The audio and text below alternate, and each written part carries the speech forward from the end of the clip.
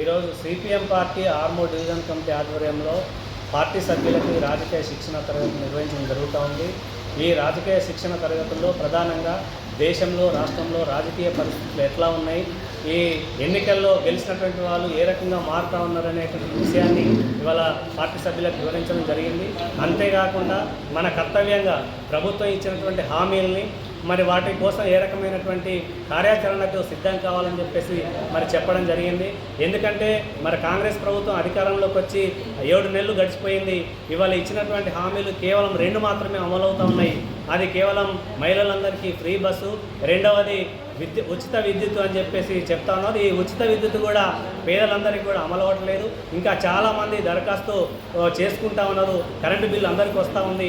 దాన్ని వెంటనే అమలు చేయాలని చెప్పేసి నిరుపేదలైనటువంటి వాళ్ళందరికీ కూడా ఏదైతే గత ప్రభుత్వం డబుల్ బెడ్రూమ్ కట్టించి పెట్టిందో ఇంకా వాటిని త్వరితగతిన పూర్తి చేసి పేదలందరికీ పంచాలని చెప్పేసి, అదే మాదిరిగా వాళ్ళ ప్రభుత్వ స్థలాలు గుడిసెలేసుకున్నటువంటి పేదవాళ్ళందరికీ కూడా పట్టాలు ఇచ్చి అక్కడ మౌలిక సదుపాయాలు కల్పించాలి.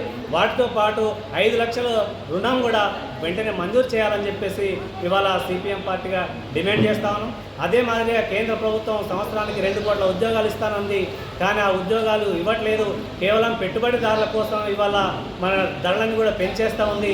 మనకు ఉదాహరణగా ఇవాళ సెల్ ఫోను జియో కంపెనీకి ఏకంగా 50 రూపాయలు పెంచినటువంటి పరిస్థితి మనం అందరం చూస్తూ ఉన్నాం. కానీ ఇవాళ ఈ పరిస్థితి అంటే ప్రభుత్వం ఇవాళ పేదల కోసం పనిచేయడానికి సిద్ధంగా లేదు. ఇవాళ పెట్టుబడిదారుల కోసమే పనిచేస్తూ ఉంది.